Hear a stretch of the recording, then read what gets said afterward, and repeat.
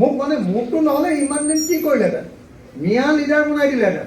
শিৱসাগৰৰ পৰা জিকিছোঁ কাৰণে মই, হয়নে নহয়? এক পিছো মিয়া নাই ইয়াত, একজনো মিয়া নাই, হয়নে নহয়? আছে নেকি কওক? নহ'লেতো মোক এতিয়ালৈকে কি কৰি পেলালেহেঁতেন? নামটো দিলেই চুমা বাবা। ময়ো বেয়া নাপাওঁ, দি থাক, যিমান দিয় দি থাক, যিমান দিয় দি থাক, যি ঠাইত মই দিব লাগে সেই ঠাইত গম পাই যাবি তই। আপোনালোকে চাবচোন। আৰু একেটা সময়তে যেনেকৈ মই ৰংঘৰ আনিছোঁ আকৌ, সেই সময়ত আকৌ আপোনালোকৰ অৰুণোদয় চবকে দিব লাগে বুলি আৰু ৩,০০০ টকাকৈ দিব লাগে বুলি কোৱা মানুহজন মইহে আকৌ। গাঁওবুঢ়াৰ দৰমহা বঢ়াব লাগে বুলি আশা কৰ্মী, অংগনবাড়ী কৰ্মী, ৰান্ধনী, চবৰে যিমানৰ সমস্যা আছে, বেলেগৰ ওচৰলৈ গৈ কোনো কাম নাই। যোৱাবাৰ ৫১জন বিৰোধী বিধায়ক আছিলে, লাভ একো নহ'ল, অকল মোৰে কথা অসমৰ মানুহে চায়। আছাম এছেম্বলি চোৱাই নাছিলে আগতে মানুহে, এতিয়া মই আৰু হিমন্তই কাজিয়া লাগি থাকোঁতে কাৰণে চাই, হয়নে নহয়? আৰু আপোনাক কেনেকৈ ধৰ দেৰি জানে নাই? আপোনালোকে মোক বহুতে কয় বোলে তই মাজত কথা কিয় মাত? চবেই শিৱসাগৰৰ মানুহ মই কৈ দিছোঁ কথাটো দেই, আপোনালোক কয় বোলে তই বেলেগে কথা কৈ থাকোঁতে কিয় মাত? মোক ভাষণ দিবলৈ দিয়ে ১ মিনিট ৬৬ ছেকেণ্ড। মোক আপোনালোকে নিজে কওকচোন, ১ মিনিট ৬৬ ছেকেণ্ডটো মই টানি মুনি ৩ মিনিট ৪ মিনিট কৰি দিওঁ, তাতো কিমান হুলস্থুল দেখিছে আপোনালোকে, হয়নে নহয়? তো কৰি দিয়ে ৪ মিনিটত আপোনালোকে কি ক'ব কওকচোন? মই এইখিনি কৰোঁতে আপোনালোকক ১ ঘণ্টা ক'লোঁ, ৪ মিনিটত কিবা ক'ব পাৰি নেকি? মই যেতিয়া ৩ মিনিট বা ৪ মিনিট ক'বৰ কাৰণে মই বুলেট পইণ্ট বনাই লৈ যাওঁ যে এইটোত মই খোজ মাৰি দিম, এইটোত গুলিয়াই দিম, এইটোত মই কাৰ মাৰি দিম, এনেকৈ লৈ যাওঁ, হিমন্তৰ পেটতে লগাম বুলি লৈ যাওঁ মই এনেকৈ পুৰা। আৰু আপোনালোকে ভাবে যে মই তাত গৈ এনেই ধেমালি কৰিবৰ কাৰণে কথাটো কওঁ।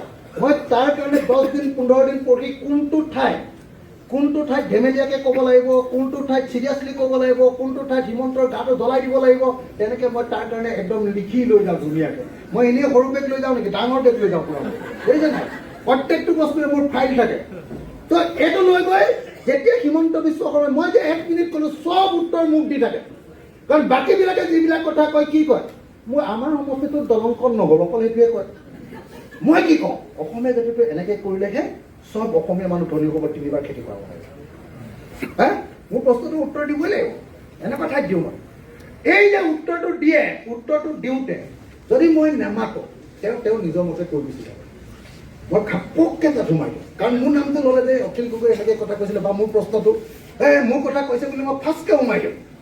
সোমাই দিয়াৰ লগে লগে CMও মানে অলপ কথা চহকী, আৰু মোলৈ অকণমান জানেই নহয় আমাৰ কাজিয়াটো বেছি আছে, মই কৈ দিলে মানে এইটো পাই গ'ল নেকি বেছি চান্স, এনেকৈ বুলি ভাবি উত্তৰটো দি দিয়ে।